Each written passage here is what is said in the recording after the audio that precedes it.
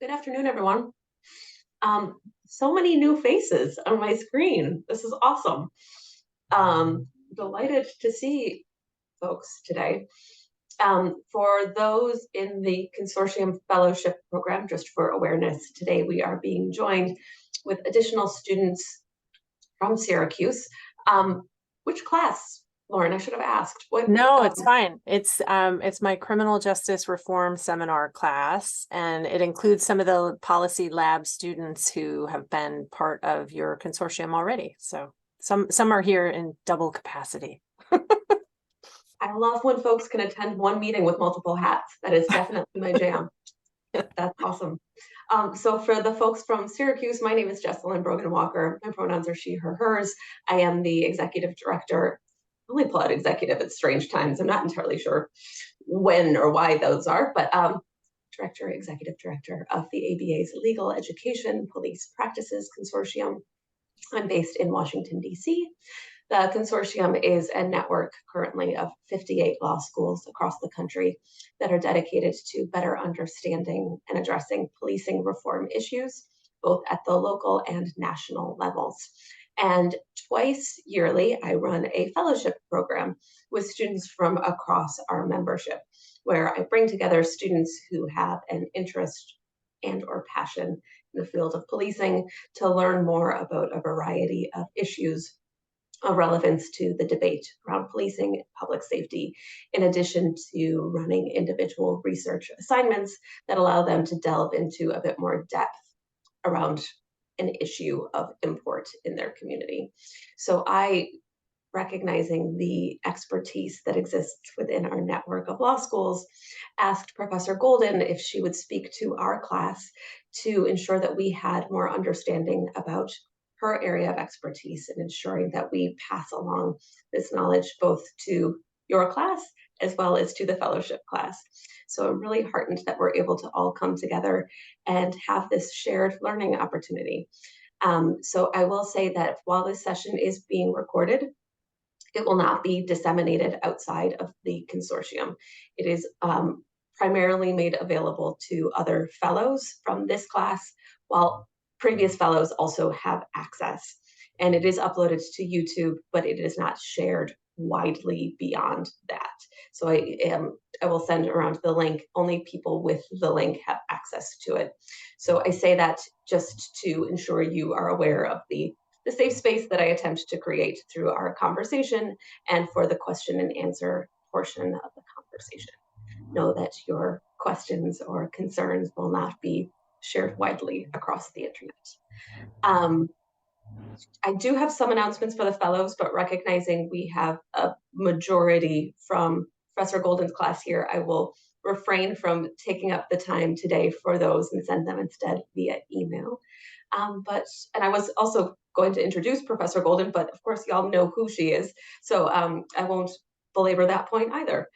So Lauren, thank you so much for taking the time out of your day to share this information with both your class as well as mine, and I look forward to learning alongside you. Thanks so much, Jessalyn. I'm really delighted to be here and to share the work with the consortium. I was so excited to connect with you this summer and think about ways to connect our students with your project.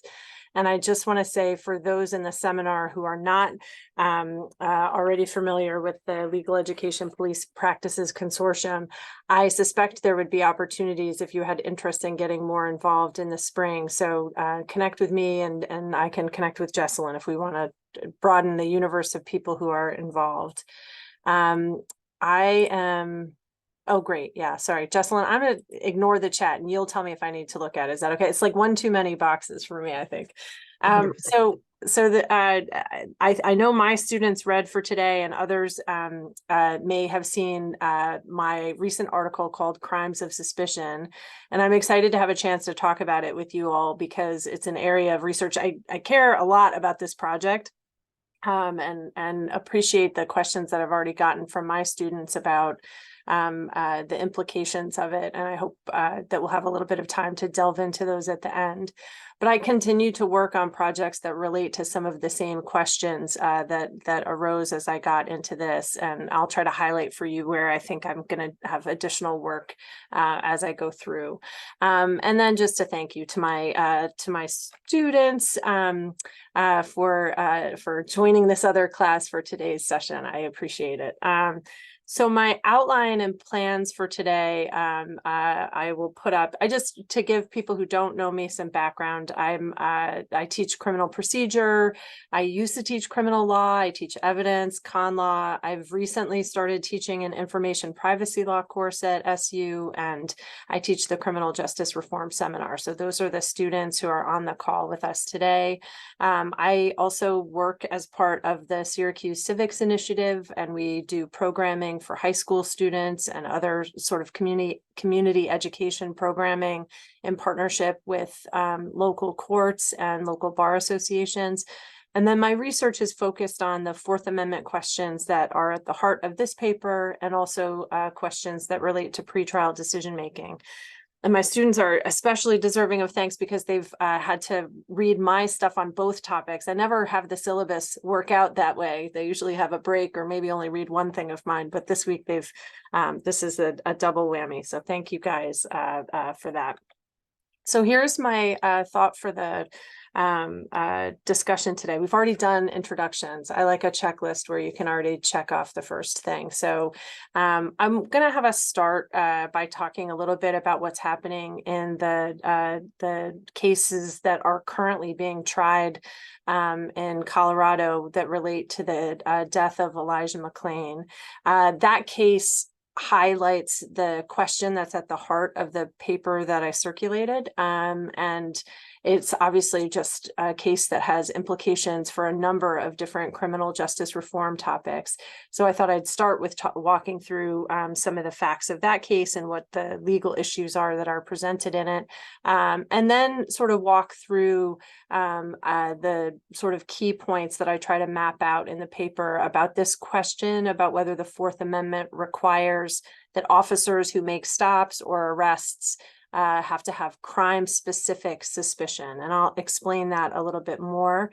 And with a nudge from Jesselyn and also knowing the background of my students, I'm going to try to sort of give you guys all a refresher if you've already had criminal procedure, and an introduction for those who haven't to some of the basic legal requirements that sort of shape the questions that we'll walk through. So I'll walk through some of the modern stop cases that are relevant. This is great bar prep if you've already had this. And then I'll talk a little bit at the end about why I think this question about crime specificity is important. And then when we get to the questions, talk a little bit about the limits of my proposal. So when we come to thinking about Elijah McClain, I'll just give you some of the background facts. The slides that I've put up here have two images on them. One on the left, it's an image of Elijah McClain's mother with her hand over her heart, with a photograph of her son on her sweatshirt. She's been a strong voice advocating for people to pay attention to what happened in his case. And we'll talk in a bit about the sort of challenges of actually getting national attention for the case, and then the sort of history around that. And then on the right, a mural. I believe this is a mural that's in Aurora that honors Elijah McClain. So as you may have read, or you may otherwise know, in August of 2019, police officers in Aurora, Colorado, stopped Elijah McClain. He was a 23-year-old Black man walking home from a convenience store. The officers were responding to a 911 call that described a quote, suspicious person who appeared to be walking in a black ski mask. And again, this is 2019, so this is not, it's long before mask wearing became a feature of pandemic life. And it was a ski mask, not the kinds of masks we're more used to now. They described, the caller said he put his arms up when the caller passed him and said that the person looked sketchy. I saw a couple of you highlighted some of this language in your questions, and that noted that he might be a good person or a bad person. Clarified, the caller said they didn't think that they were in danger or that anybody else was in danger, and said that they didn't believe that any weapons were involved. So if you go through, and I try to document this in the article, this sort of summarizes the information that's shared with the police officers who respond. Suspicious person, black ski mask, it's a warm summer evening. Description of McLean as abnormal, that he looked sketchy. I think those of you who are familiar with Fourth Amendment doctrine know that eventually the reports include a reference that this might have been a high crime area. And I'll come to Bill eventually on this. The last thing is that the officers will eventually describe McLean as a person who wasn't complying with their orders to him. And I highlight Bill just because he's working on a research project for our class that's developing out how we think of those kinds of resisting arrest charges or failure to comply allegations when they arise in cases where it's unclear what the underlying criminal conduct is. So I think Bill's doing really interesting research that connects in, I think, some obvious ways to the questions that I'm interested in here. So the officers approach, and McLean says, and this has always struck me, this exchange between McLean and one of the officers. They tell him he needs to stop, and he says, "I have a right to walk where I'm going." This is one of the sort of last things that he'll say as a free person before he starts to be subject to the interference from the state. And I've always been struck by this. And the officer says in response, "I have a right to stop you because you're being suspicious." And so for me, the McLean case presents in sharp relief the question that I think is at the heart of the paper. Is it actually okay for police to stop a person for being suspicious? And I will make the question a lot more complicated, but this is it in its most simple and granular form. And I was really curious about what I would find when I dug into this. I think the McLean case is one that I discovered as I was into the research. I would say that the case that really brought me to this question is a case that when I was in your seats as a law student, grabbed me and has bothered me for 20 years, the Wardlow case, which I'll talk about in a bit. Wardlow is a good example of this problem too. So it's probably that continuing to be bothered by the Supreme Court holding in Wardlow that's kept this question on my radar. But the McLean case and subsequent independent investigations into what happened have highlighted this problem too. I'm not the only person concerned with this question, but so that's sort of the background. Later, when they try to inquire about what's happening in the case, the sergeant says to the officers at the scene, "Did you have anything other than him being suspicious?" And the answer at the time was no. Now, I think in the trial, more will develop. The officers are obviously going to develop a more robust defense than what they were saying at the scene. But these are the sort of initial outlines of the case. I want to highlight that I think this question that I'm interested in is actually it's not the most problematic part of this case, right? It's early in the process, and I wonder if an intervention at this moment might push off the things that follow. But of course, what happens in this case is about the rapid escalation of the police use of force in response to McLean, sort of asserting his rights and additional things. So I highlighted Sydney. You had a question, I think I see you on there, highlighting the particular role. So this isn't just a case about police officer response, it's also about paramedic response. And I know that you raised a question. You want to share your observations or questions? I'll take a sip of water while you talk. Okay, sure.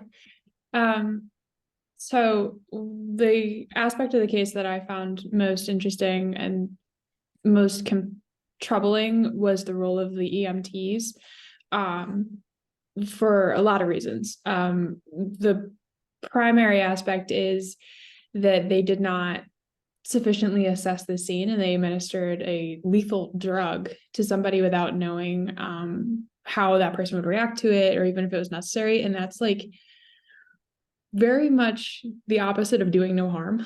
And it kind of seemed outside the scope of what an EMT was even trained to do. I obviously there's aspects and points in time where an EMT will need to sedate somebody for whatever reason, either because they are combative or they're a danger to themselves or others. But the facts of the case do not really show that the ketamine was necessary at that point, and not so quickly.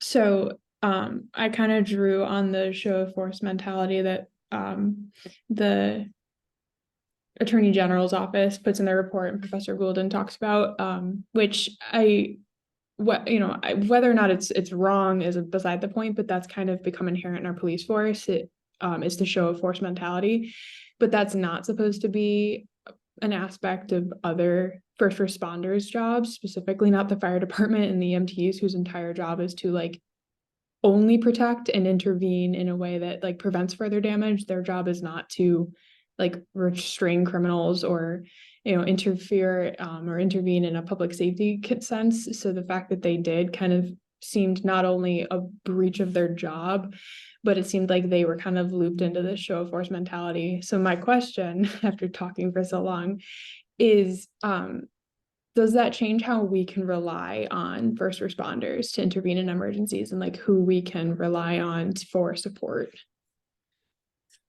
Thanks. I thought that was a great question. And I guess this is a good point for me to just say I'm really open to having people ask questions at any time during this presentation. I'd rather talk about things, especially for those of you who don't know me already. Please don't hesitate to raise a virtual hand or do whatever. I can see your faces. My participant list may not show your virtual hand, but I know Jesselyn's got an eye on that too. So don't hesitate to jump in if this connects with research that you're doing. I think I would love to hear about that.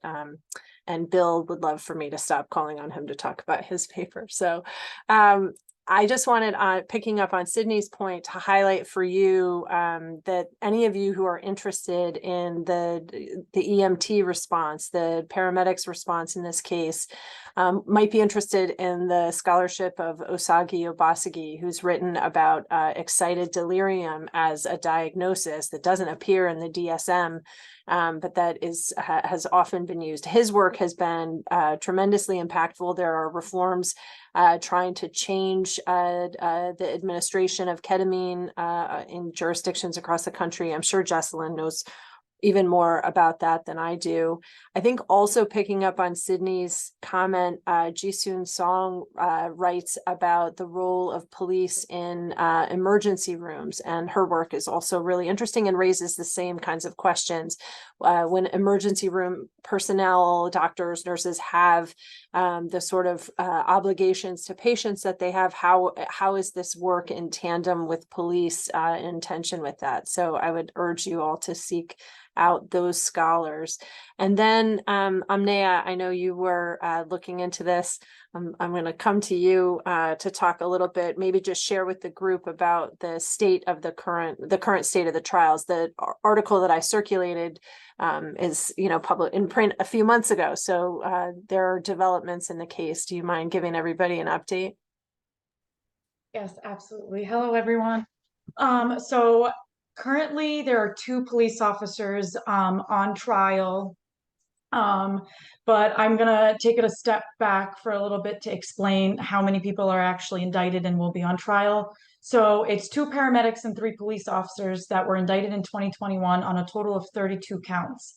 Also in 2021, not that it relates to the criminal aspect of the case, but the city of Aurora did settle a civil lawsuit with his family, I think for $15 million. And I just think it's important to note because clearly there was a wrong done. So the 2 officers currently on trial for felony charges of manslaughter, criminally negligent reckless homicide, and second-degree assault. The third officer will be on trial beginning next week. He's the actual officer that put Elijah in the I don't know how to pronounce it. It's not a chokehold. It's a different kind of restraint. It's called carotid restraint, which again cuts off blood supply to the brain. The defense attorneys for the current officers on trial have not yet presented their case, but their case is basically built on the fact that it wasn't actually the officer's fault. It was the ketamine administration that caused Elijah's heart to stop. The problem is the autopsy was done twice, or reissued twice, the autopsy report. First, it was inconclusive, and the second time, the doctor who also just testified yesterday said that the ketamine, it's a really weird situation where the ketamine isn't within the range to actually cause damage to someone at Elijah's weight currently, or at his weight at the time. But it just happened, unfortunately, that the doctor said it could have caused his heart to stop, combined with the restraint. And then prosecutors in this case based their case on the two officers using excessive force and failing to provide proper care to McLean, ultimately leading to his death. And then their last witness is today, and he's another physician testifying about how the combination of the two could obviously cause someone to die. And the paramedics will be on trial next month, so November 2023, but that is where the trial currently stands. So in a nutshell, the officers are throwing blame on the paramedics, and the paramedics are throwing blame on the officers. And it's just a really, really sad situation. Thanks, Amne. I appreciate that. And the other thing that I would just highlight, I saw Jesselyn posted in the chat. Jesselyn, that was the New York Times article from September, right? I think that was a New York Times Magazine piece. Yeah, really, really great reporting on this case and on the background of the case, which, Rachel, I think you highlighted something about this in your comment about the history, about when this case came to national attention. Yeah. So I personally had never heard Elijah McLean's name until I sat in your class last year in CCPI, which is unfortunate. But I was struck by the fact that it took another wrongful death at the hands of police in order for a case like this to really come to like national attention. You mentioned in your article how his particular story came to light with the escalation of the pandemic and George Floyd and those particular cases. So I was just particularly struck by that. Yeah. And I wonder if if his death had gotten more attention at the outset, would we have had George Floyd sooner? Would we, or like a George Floyd like effect for Elijah McLean's death, or I don't know. I'm just speculating there, but yeah, No, I was struck by that. I thought that was an interesting question, and I really do. I'm going to second or third now that I've already seconded Jesselyn's recommendation of that New York Times article, which really gets into some of those questions. And I'm thinking of Emily's project on media and just our conversations in class about what are the kinds of stories that capture media attention. This is a case, and that magazine article digs into it about the sort of way that this case, and some of it is his family's, his mother's advocacy and trying to keep raising the profile of what had happened to him. But when Amnea talks about, my memory is that Amnea's description of the multiple reports about the cause of death, that comes out of a push for people to re-examine what had happened in the case, additional, political pressure, the appointment of an independent commission to study what had happened. And a lot of the details that I have in the article come out of that, the report for I think it was the city council that hired the independent commission. But in Colorado, you see reforms at all levels of government trying to respond to some of these different problems. Definitely reforms about the possibility of identifying a diagnosis of excited delirium, the use of ketamine. There have been efforts to try to respond. A close look at the way that police respond. Several of you commented on the sort of challenges of interrupting the sort of command and control approach in stops like this. And I think maybe we can come to those questions later. But circling back, so my focus is on a much more narrow question and something that seems smaller stakes, except that, as you'll see as I walk through this presentation, and some of you probably saw in the article, there are other high-profile cases that have their roots in a similar question about whether police could justify a stop. So I'll come back to talking about Freddie Gray later. And when you think about, I think one question is, how frequently does this kind of problem arise? And there's limited data, but in New York City, for a period of time from the early 2000s through, I think it's still probably the case, when police officers in New York City make stops, they fill out forms outlining the bases for the stop. And you can trace a trajectory. This is Barry Friedman highlighted this in prior work, that from 2004 to 2009, you can see an increase from 1% of cases in 2004 involved forms where the officers didn't identify a crime of suspicion for a stop.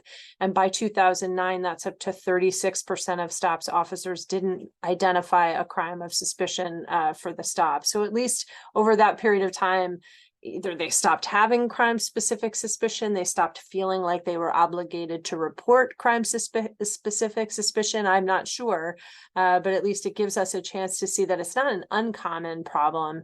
And so that is something else that I'll just flag for you.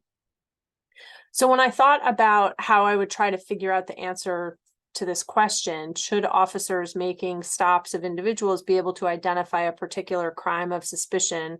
Obviously, that starts with just an examination of the Fourth Amendment text, right?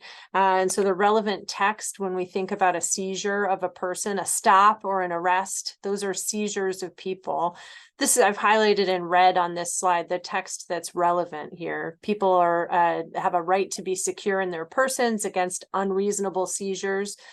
Those of you who have studied this know that the amendment uses seizure to refer to seizure of evidence and seizures of people, which offends me because I feel like there should be special attention to the intrusion involved with any government interference with your liberty as a person, but whatever, that's for another day. Typically we would look for warrants to issue before government interference. There are lots of exceptions to the warrant requirement, but we might look for specification of people to be seized. These are the reference points in the text.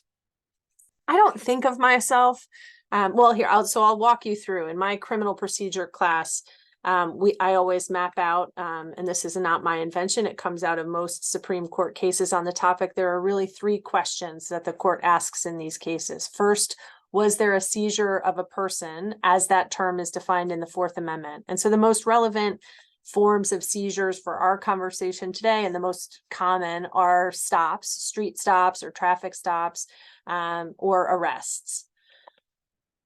If the government does stop or arrest the person, then the court will ask if they complied with the requirements of the Fourth Amendment.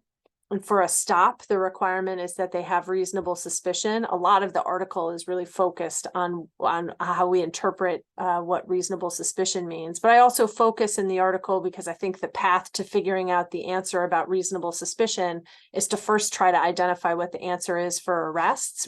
Terry stops are sort of in various points in the doctrine viewed as sort of light arrests, right? The requirements are of reasonable suspicion is viewed sometimes or described sometimes as probable cause light.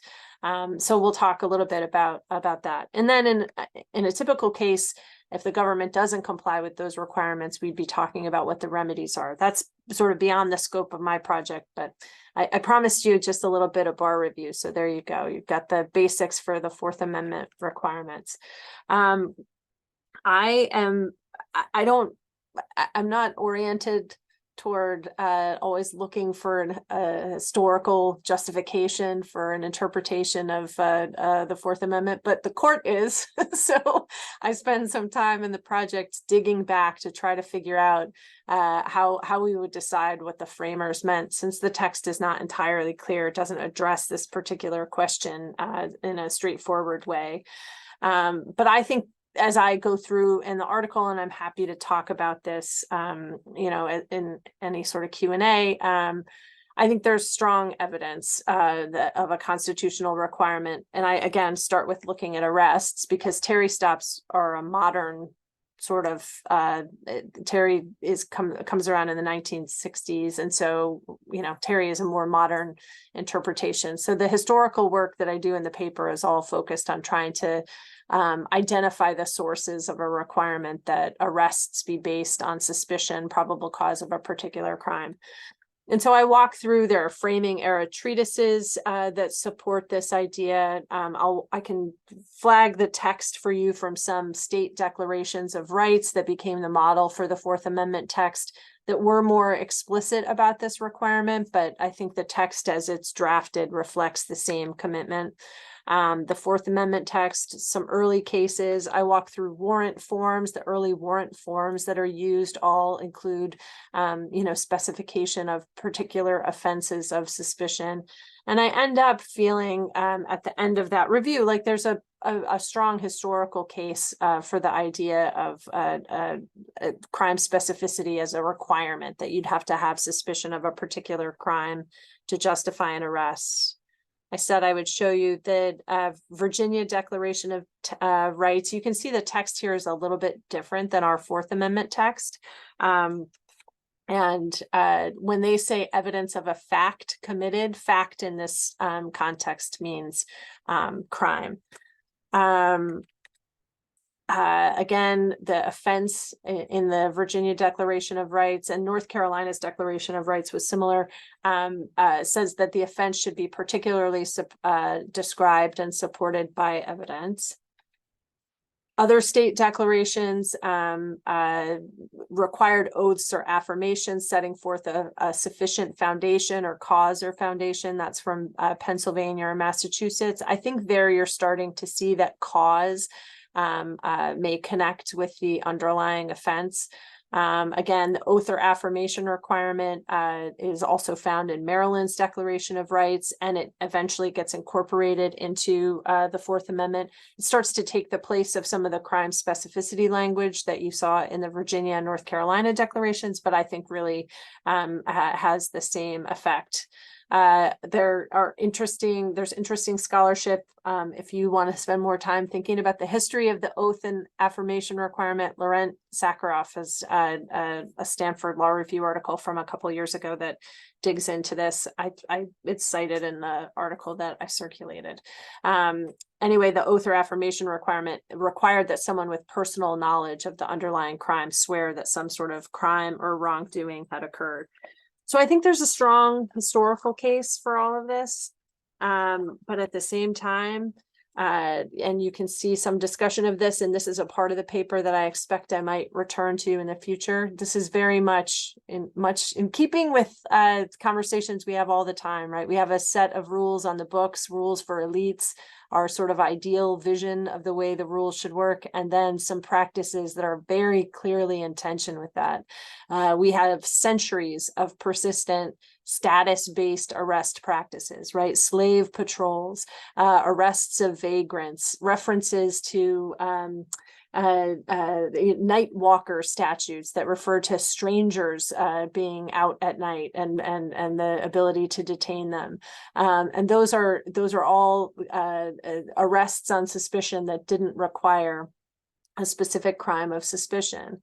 Over time, most of those status-based arrests have been found, unconstitutional in one form or another. But you can see the FBI tracks information about arrests on suspicion, which they acknowledge are arrests that are not in connection with any specific offense, well into the 20th century. So it's a practice that continues, and it makes the historical analysis a little bit more complicated. In 1960, one of the last sort of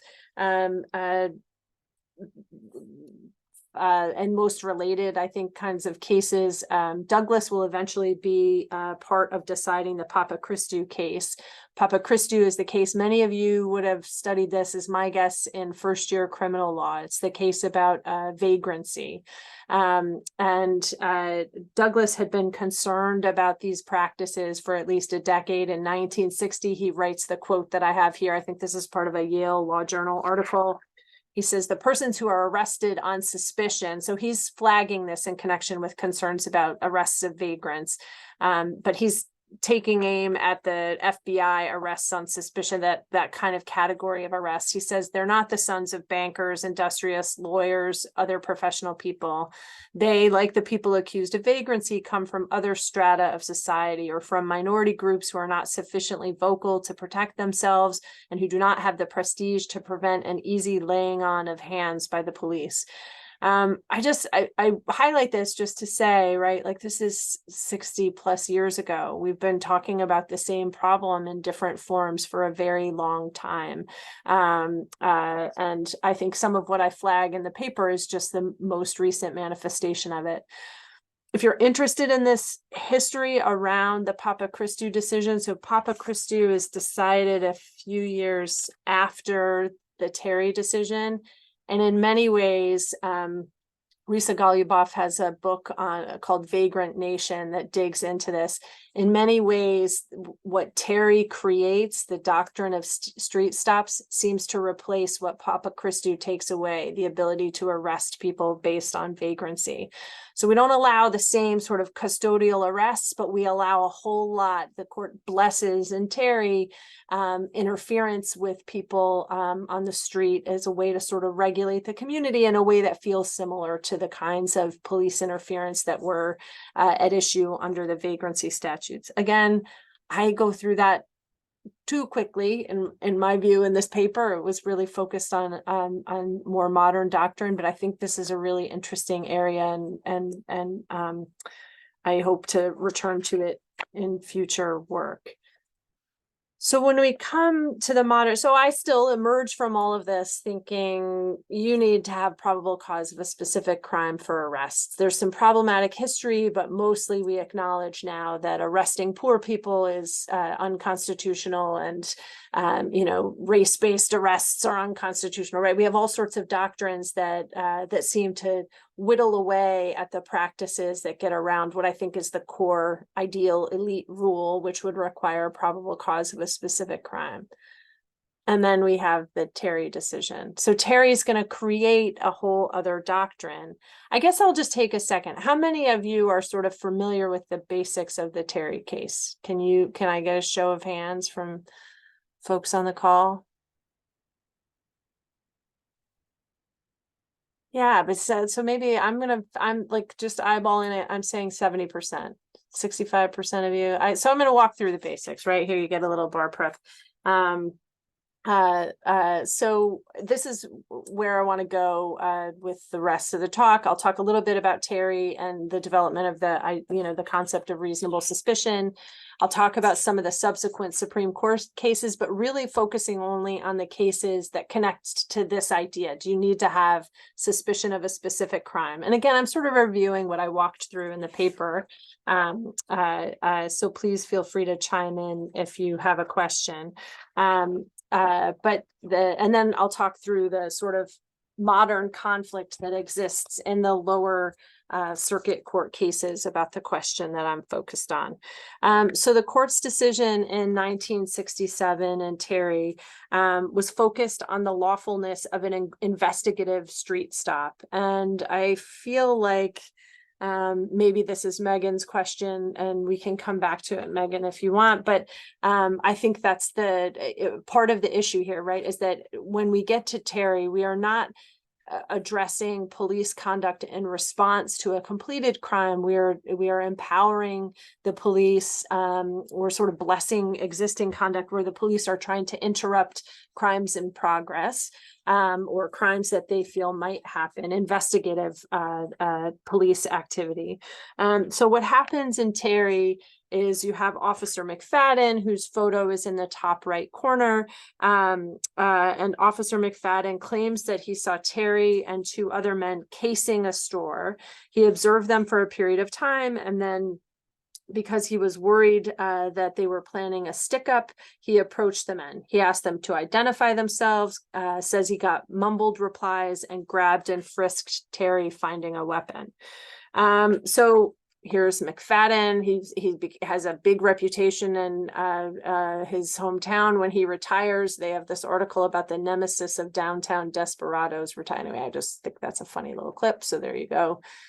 And this is what Officer McFadden says initially about his reason for approaching the men in the case.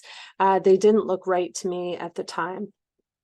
Subsequent critics of Terry have talked about the fact that, well, what may not have looked right to McFadden at the time was the, the race of two of the three men, which you could see on the, we've got two black men and one white man, and there's scholarship trying to take apart if that's part of what made Officer McFadden suspicious of them. The Terry court, in an 8-1 decision, ends up just saying, and actually, I'll just post this to you if you haven't seen it. This part of what happens in the case is McFadden watching them, right? His attention is drawn to the three men, and then he sort of watches them for a period of time as he says that they go back and forth in front of the business. I think it's an airline tickets business. I don't know. There's a jewelry store involved too. Eventually, I think he confronts them in front of a different department store, but he's watching them go back and forth in front of these stores. And the court eventually, in an 8-1 decision, says that McFadden's conduct in seizing the weapon from Terry did not violate the Fourth Amendment. And what the court creates in the Terry decision is really sort of two separate analyses, right? They have a decision that makes clear that police can stop a person with reasonable suspicion that criminal activity may be afoot. That's the language that comes out of the decision. And then separately, and this is really more the court's focus in Terry, people always call it a Terry stop. Some of the stop doctrine actually gets firmed up in subsequent cases. But Terry is very clearly focused on the frisk. It was okay for police to search a person if they had reasonable suspicion that the person is armed and presently dangerous. The frisk part of the analysis is really not that relevant to my paper. The frisk does not turn on suspicion of a particular crime. It turns on some specific suspicion that a person may be armed and dangerous, but it is a different kind of suspicion. And I emphasize this when I teach criminal procedure. Make sure when you're thinking about Terry that you really understand that these are two different analyses that police are supposed to be engaging in. So the first part, the idea that police can stop someone with reasonable suspicion that criminal activity may be afoot. I have no idea what it means for activity to be afoot, but I do know that it makes it complicated when I'm trying to figure out, does that mean you have to have a particular crime in mind or not, right? You can see right there in that, I don't know, 1960s language. It feels like an old, I can feel like I can see this episode of whatever crime drama from that era. It seems like criminal activity may be afoot.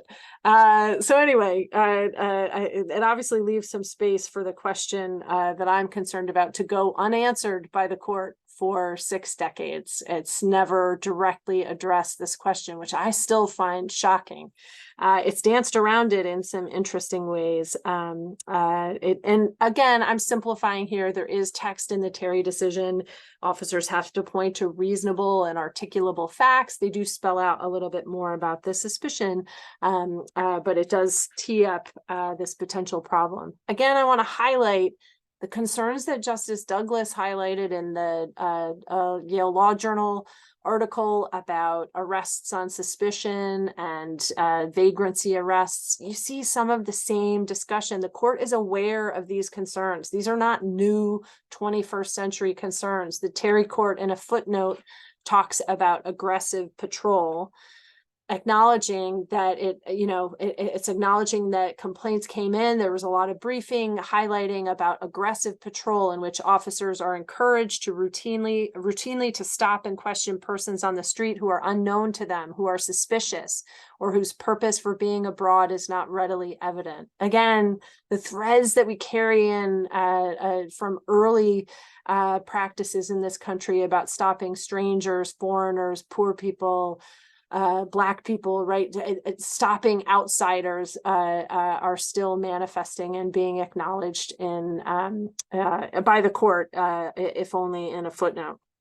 So what happens post Terry, right? We have decades of the court trying to spell out what Terry means. And Terry is one of the most controversial doctrines that I teach in criminal procedure. And it is the source of a lot of the friction that I think really is motivating a lot of Jesselyn's important work with the ABA, right? The interactions in street stops and traffic stops are a large part of ongoing conflict between police and the communities that they are trying to serve. So anyway, we can talk more about that later, but so we have a persistent problem focused on these questions.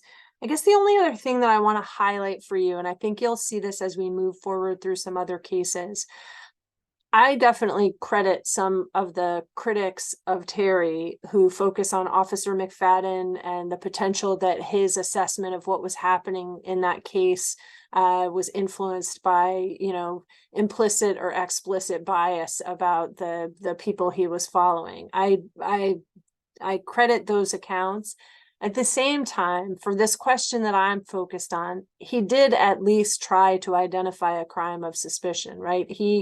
And again, some of your questions raise this, and we can come back to it. I don't know whether he developed that account of the crime he suspected after the fact, or whether he developed it at the time, right? But he claims to have suspected them of casing the joint, of planning a robbery of a store or a burglary. I think if the stores were closed, I can't remember if the stores were open or closed. Anyway, so there is a crime of suspicion in Terry, and so this case does not present the same question as clearly as some of the others.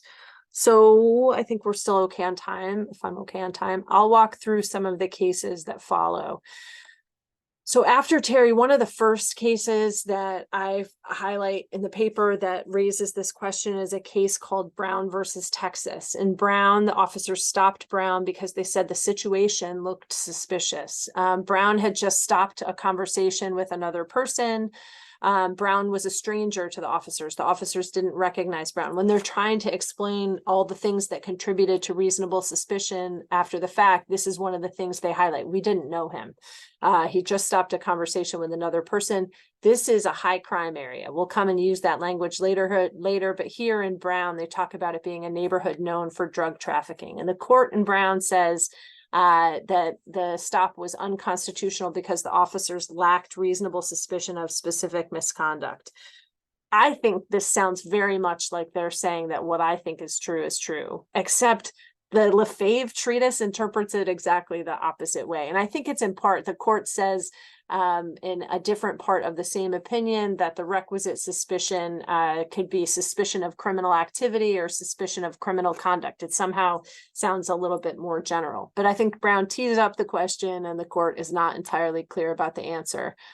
I mentioned Wardlow to you already. I don't know. I do think maybe there's something that happens when you're a law student, when you're immersed in this in the way that you all are.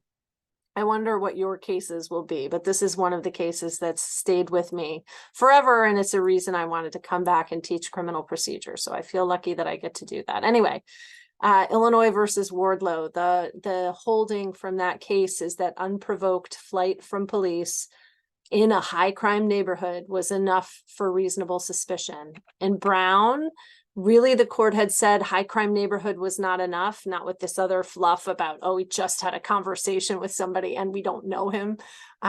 When you layered on the unprovoked flight in the Wardlow case, that and the officer's designation that something was a high crime neighborhood was enough to establish reasonable suspicion.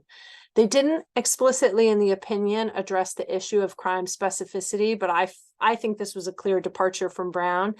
And at oral argument, Justice Breyer asked explicitly what crime the officer suspected, and the state's attorney asserted that it's not required that the officer have reasonable suspicion of a particular crime.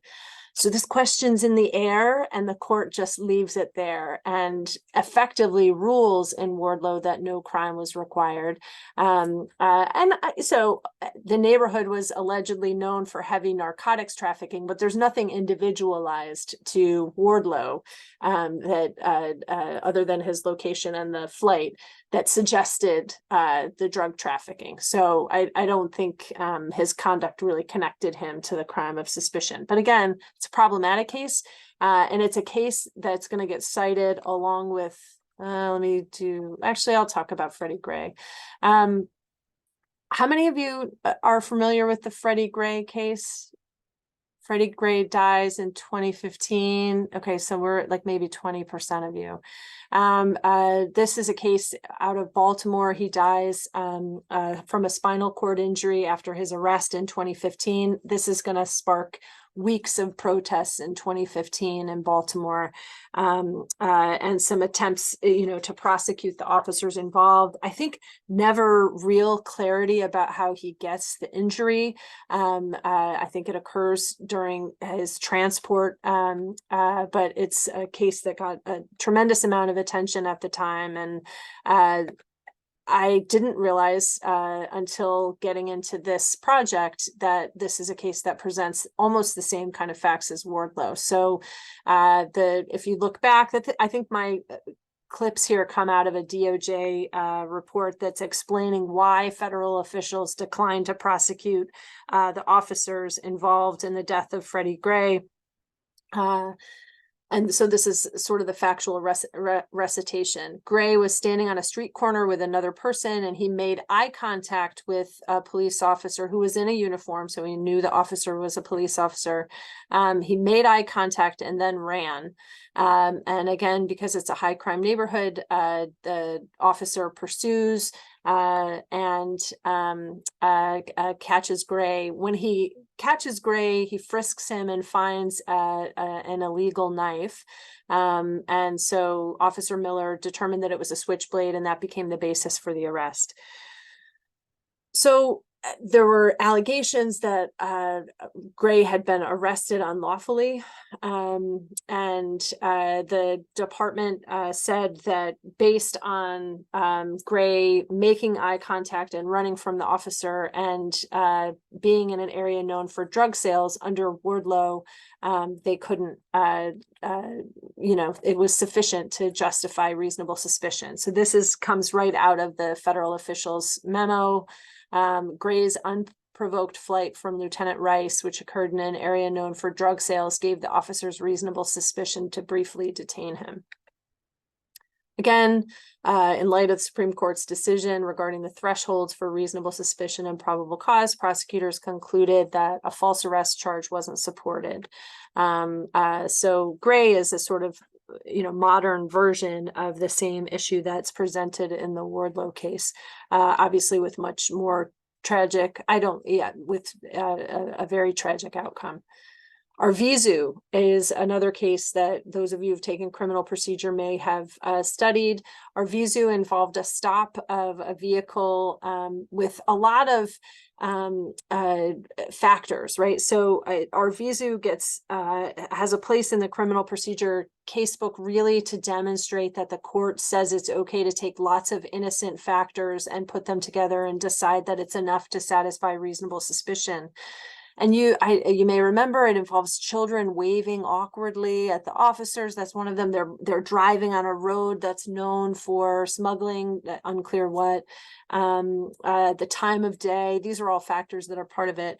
And in Arvizu, the court says it was upholding a stop based on suspicion of unspecified illegal activity. And then Arvizu will get cited even more than Wardlow in the lower court decisions that I'll talk about in a minute, that say that officers don't have to have reasonable suspicion of a particular crime.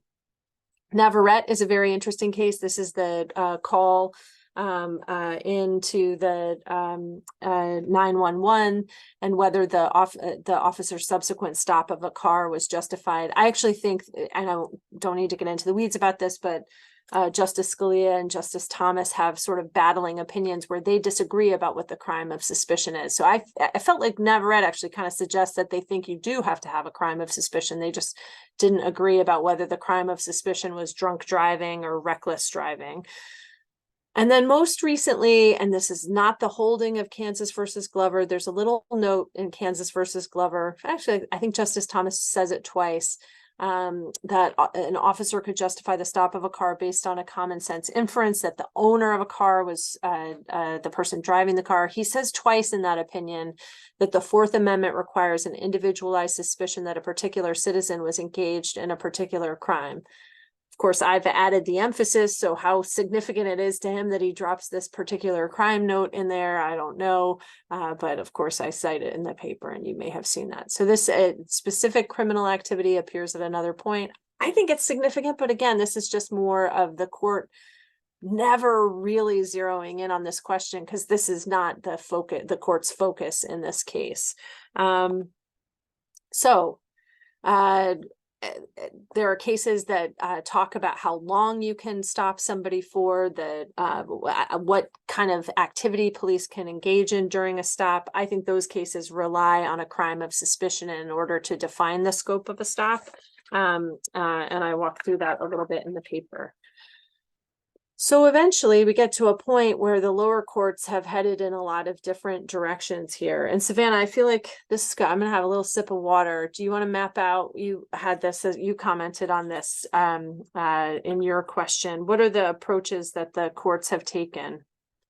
Yeah, so there seems to be three main approaches the courts are taking here. So the first is that they're requiring crime specificity. So they're requiring that the officers must articulate a specific crime that they believe the person might be committing or in the commission of in order for them to stop the person.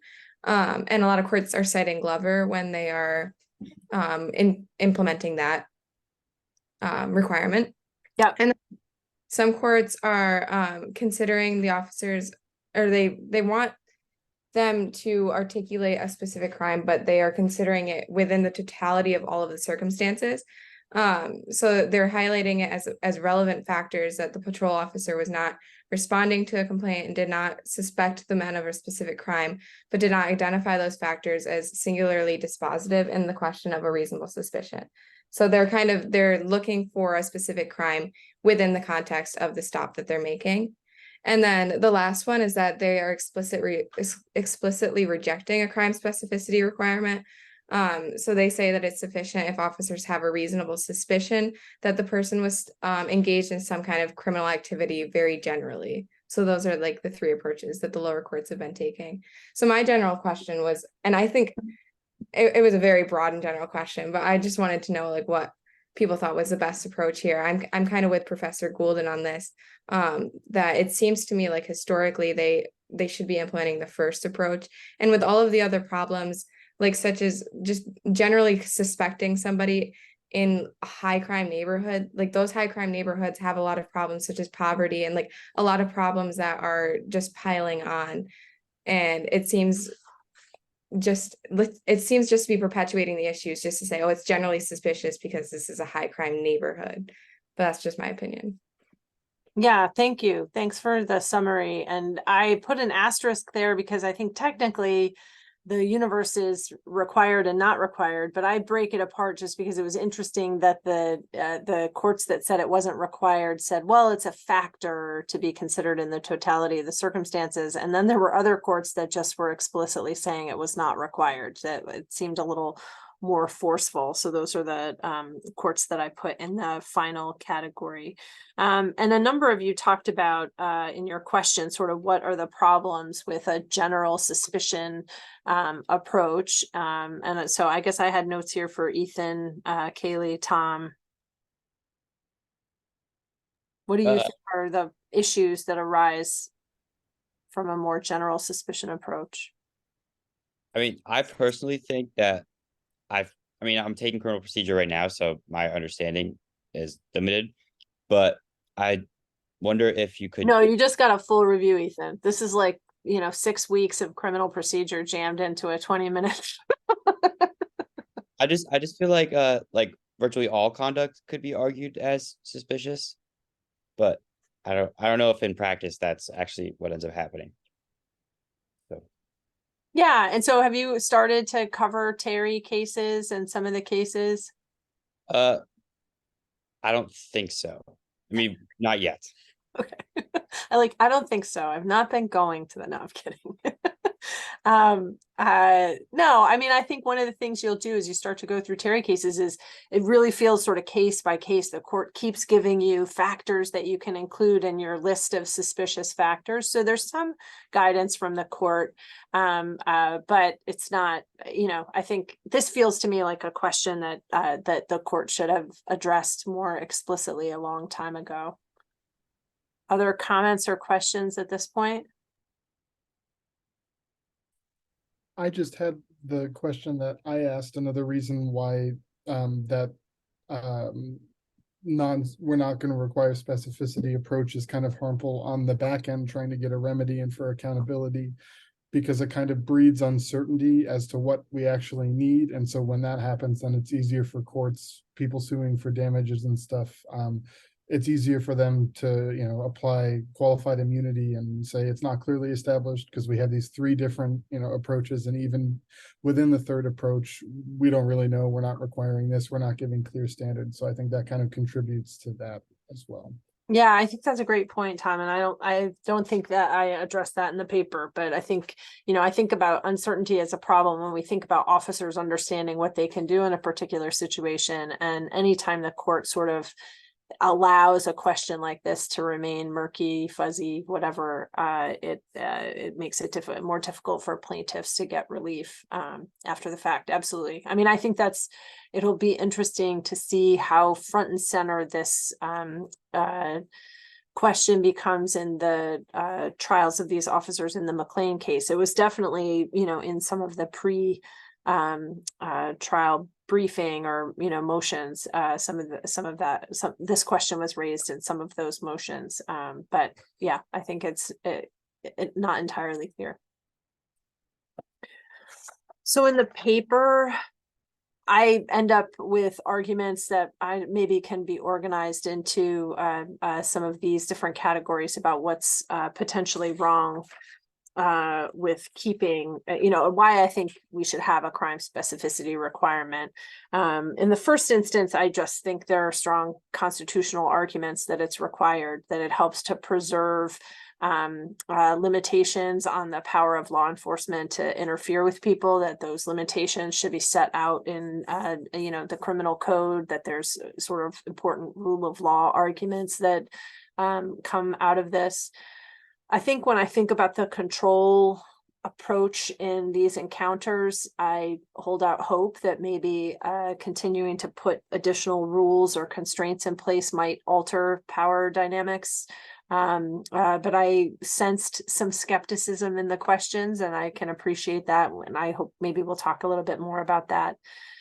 I believe that anytime we ask people to make decisions that are more specific, we're asking them to acquire more information, and maybe that improves their decision making and improves both officer decision making and subsequently the decision making of courts that are reviewing the decisions that officers make. I I think in a future project, I will return to this question and try to think about the implications for what I've said here, for the, doctrines that are developed in other parts of criminal procedure and the Wren case and Atwater. Danny always asks a question about Atwater. I respect it, Danny. The questions about pretext and about the ways that we might demand more from officers at the moment they want to make an arrest. I think actually Bill had a question about Devon Peck that connects to the same kind of thing. And then finally, and I've talked about this in other projects, whenever we think about new technologies in policing spaces, we'll have to come up with answers to some of these questions. If we're at some point going to train machines to help with making suspicion determinations, in other contexts, you've seen this, right? We just talked in our class about how this happens in the pretrial context. The efforts to try to introduce new tools to help gauge risk or suspicion require that we answer some of these questions that we've dodged for a very long time. So I'm sort of fascinated about it from that perspective too. So I'm going to wrap up there, which is way longer than I meant to talk, but I like this stuff. But I thought that I had notes: Emily, Sean, Megan, Rachel, Andrew, Kaylee, Sydney, Bonnie, all had questions about why this proposal is probably not enough. And I thought I would give you guys some space to talk a little bit about that. Like why is these proposals too limited? And really, again, want to invite in, I don't want my little seminar class to hijack. If there are some of the usual suspects from the LEPPC group who want to chime in, please do. I would love to have you introduce yourself and ask questions. And then I thought Siraj, Bill, Danny, Andrew all had questions that relate to how, maybe there are other research questions that come out of this, but maybe we can talk through those things. I know some of my group will have to sign off at 3:45. So anybody want to chime in with the limitations here? Yes, I I can start. love that. Who wrote that about whack-a-mole reasonable suspicion? Derek. Oh, sorry, Derek. That was a private message. Is Derek still on?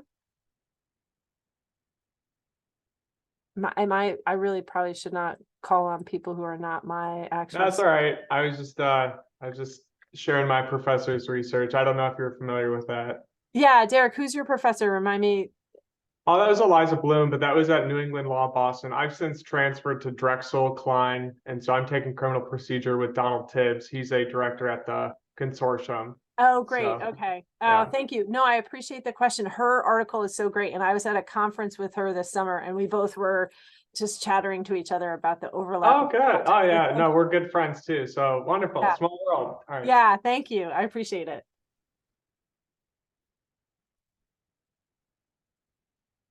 All right, who's chiming in from my group? Emily.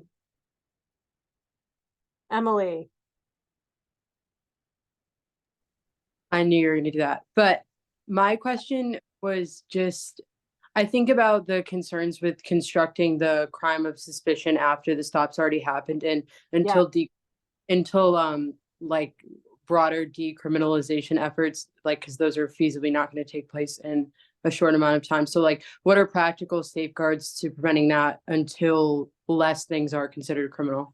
Yeah, I don't have a good answer to that. I think that, I think the requirement, I guess when I look at some of these cases, I don't know what the other crime of suspicion would be. So maybe this requirement in some of those cases, and I appreciated, I think Siraj had a question about how would you measure this, that I thought was a really good question too. So how do we know whether this kind of requirement would actually change outcomes? Are there ways to study that? And I think that's a good question. It's, when I write these articles, these are things I drop a footnote sometimes and say, there's a very important question that's reserved for future study, or I encourage other people to write articles answering this very hard question. But Sean asked a similar question. Sean, do you have your question handy? Yeah, so my question was about kind of your point earlier that just aside from the specificity requirement, the big underlying issue is that our justice system largely polices certain communities for certain types of crime. Someone who grew up in a neighborhood like this and had an incarcerated parent, I can tell you that this leads to a lot of unnecessary intrusions into people's lives, and then this creates the potential for state violence as a result. So what I was talking about in my question is that if we really want to minimize these intrusions, an effective strategy would be to decriminalize the low-level offenses that sort of get police this broad latitude to stop people. Yeah. So my question centered around, what specific reforms might be most effective in that regard. Yeah, I think thinking about which particular offenses are the ones that you would prioritize, I think that's a great question. And I can't endorse this proposal if I don't, I've always tried to recognize in the article that it can't be a standalone thing, right? If it's really going to be meaningful or have teeth, it would have to be something that happened in conjunction with that. I agree. I think Bill's question, his focus a little bit more in the arrest context about the resisting arrest or contempt kinds of charges is relevant. Bill, do you want to say a little bit more about your project? You have a poster behind you, a raised hand. I just want to say, like, the whole time I've been like, Bill's got his hand up. Yeah, Jesselyn did message me about that. I have since shifted away from the raised hand, but I'm happy to talk now. Yeah, so my research project for the class has to do with the standalone charge of resisting arrest. And in my very limited research, both for the outline and for the paper done at the end of the class, that it kind of defies common sense that you can resist arrest when you're not being arrested for anything else, which I think is an interesting study. And I think from the limited research I have done, especially in New York, there's a decent amount of district attorney's offices that are not charging that alone because of its, kind of like what Sean said, it's kind of limited to certain demographics. So I'm looking forward to learning a little bit more in that space. And just to add one more thing, when, at least where I'm from, my county doesn't charge that on its own. And as a result, they go to the police department and have an individualized meeting with the arresting officer, which I think is pretty unique. That as a result of this, the data shows that there's less police violence, brutality, because they can't get away with it. They can't, they're not coming to court to defend themselves. It's not being charged whatsoever. So I think that's pretty interesting.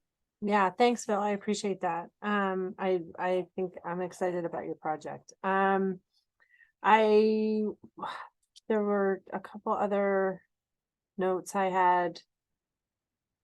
Can I say something? Yeah. Sorry. You definitely I just don't can. want it to get lost in conversation. I'm from Baltimore. I grew up there, as everyone knows, because I think it is the greatest city in the country. And I went to school about 15 to 20 minutes from where Freddie Gray was arrested and technically killed. It was a really hard time for our city. I remember we had a curfew. It's hard to talk about it for a lot of people without getting emotional. But as someone who, grew up in that area, I don't want the idea of like the social aspect of it to get lost, because people where I come from don't really care what offenses are being charged or why you're being arrested or what, like, on the legal aspect, because I don't want to say they're not as educated, but they just don't, to them, and I think to any average citizen, they don't care what it is. They just don't want you to treat them horribly as a cop or arrest them for no reason or for a small reason, or just for any BS charges, as they would like to say. So I think the social aspect of it is, and I don't want to be like world peace and like the world is sunshine and rainbows, but I think we lose sight and of the importance of better police community relations, because I think you walk up to any person in Baltimore and they'll tell you that they don't want less police, but they just want the police to treat them better.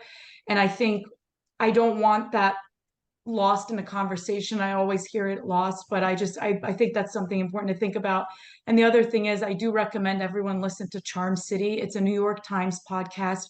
about a shooting that happened in Baltimore a year after Freddie Gray, and it goes into how corrupt the Baltimore City Police Department is, and nothing's changed, but it goes through cops that are really interested in like the community aspect of everything. And like there was reports that Freddie Gray was already targeted by police. They'd known who he was, so of course they were going to roughhouse him when they arrested him in the van. So I think it's a really good podcast that goes through like the really fine details of everything that happened, and then a bigger overarching corruption scandal that's happening in police departments. So I just wanted to plug that. But yes, we just Thanks, need more kindness and compassion in this world. Thanks, Omnia. I appreciate that. And I think in part that's part of what motivates me in this project. And it's, you know, when I get into the weeds of trying to take apart that specific legal question, it may get lost, but that's definitely trying to figure out some way to alter the dynamic in an encounter where an officer may see something that's going wrong, but there's some other barrier that prevents them from shifting into some sort of enforcement or punitive or, escalating to any sort of use of force, as opposed to just continuing to investigate and ask questions and confirm that somebody doesn't need any help. Or, I partly referring back not to the Freddie Gray case, but to the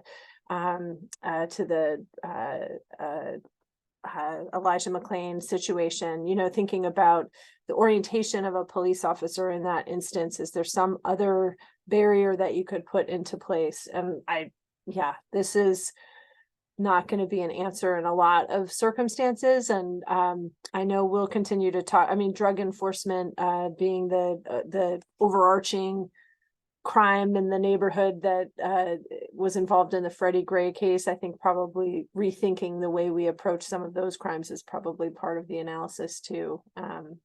Thank you. I appreciate that comment. I know that my seminar students, lab students, maybe are sticking around with Jesselyn, but I'm happy to say thank you to the seminar students for joining today. And if you didn't already sign up for a time to meet with me tomorrow, I will have comments to you either at the meeting or before the meeting. I have some done, some not done yet, but I'm getting there in terms of comments on your outlines. I circulated a sign up sheet, I think. So email me if you want to find another time. Thanks, guys.